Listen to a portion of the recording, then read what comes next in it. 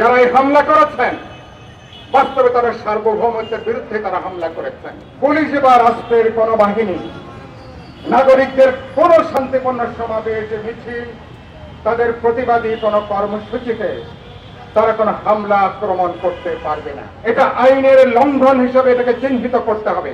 শান্তিপূর্ণ একটা প্রতিবাদী সমাবেশে যেভাবে পুলিশ হামলা করেছে, টিয়ার শেল মেরেছে, সাউন্ড গ্রেনেড নিক্ষেপ করেছে, মনে হয়েছে আমরা 5ই আগস্টের আগের কোন বাংলাদেশে বুঝি আমাদের অবস্থান।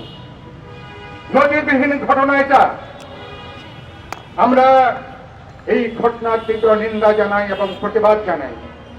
সেদিনকার এই পুলিশি হামলা আক্রমণে কারা নির্দেশদাতা, কারা হামলা করেছেন, তাদেরকে আমরা চিহ্নিত করে আইনের আওতায় নিয়ে আসার জন্য আমি স্বরাষ্ট্র মন্ত্রণালয়ের দৃষ্টি আকর্ষণ করতে চাই, অন্তর্বর্তী সরকারের দৃষ্টি আকর্ষণ করতে চাই। গত 16 বছর আমাদের লড়াইয়ের একটা বড় দাবি ছিল, পুলিশ নাগরিকদের কোন শান্তিপূর্ণ সমাবেশে মিছিলে কোন উস্কানি ছাড়া পুলিশ কোন হামলা আক্রমণ করতে পারবে না।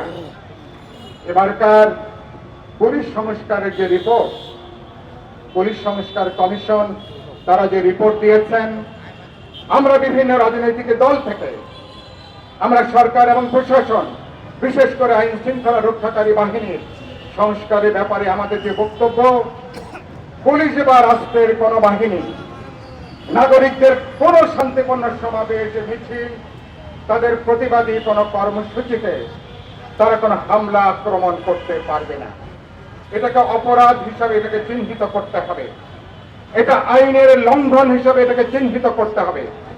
যারা এটাকে বাড়াবাড়ি করবেন, হামলা করবেন এবং তাদেরকে আইন ভঙ্গকারী হিসাবে, বরঞ্চ দুষ্কৃতিকারী হিসাবে চিহ্নিত করে, উস্কানিদাতা হিসাবে চিহ্নিত করে তাদেরকে আইনের আওতায় নিয়ে আসতে হবে। আমরা আশা করব পুলিশ বা প্রশাসন সংস্কার কমিশনের এই প্রস্তাবগুলো আলোচিত হবে, তারা কথা বলবেন এবং ফেব্রুয়ারি থেকে জাতীয় ঐক্যমত্য কমিশন রাজনৈতিক দলগুলোর সঙ্গে তারা যখন আলোচনা করবেন, কথা বলবেন, নিশ্চয়ই এই সমস্ত ব্যাপারে আমরা একটা জাতীয় ঐক্যমত তৈরি করবার ব্যাপারে আমরা উদ্যোগ গ্রহণ করব। যে যারা হামলা করেছেন নামটা দিয়েছেন কি, স্টুডেন্টস ফর সভরেনিটি, মানে আপনারা সার্বভৌমত্ব রক্ষা করার জন্য আপনারা এখানে কাজ করবেন।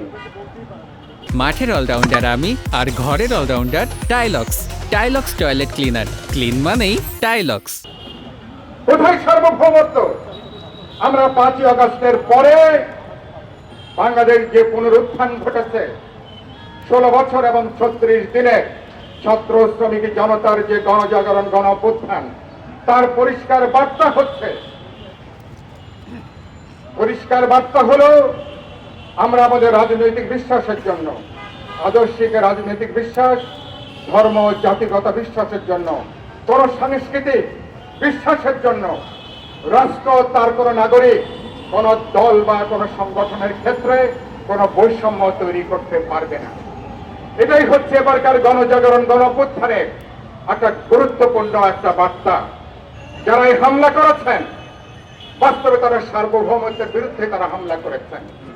এই অভ্যুত্থানের বিরুদ্ধে, অভ্যুত্থানে যে মর্মবাণী তার বিরুদ্ধেই তারা হামলা করেছেন।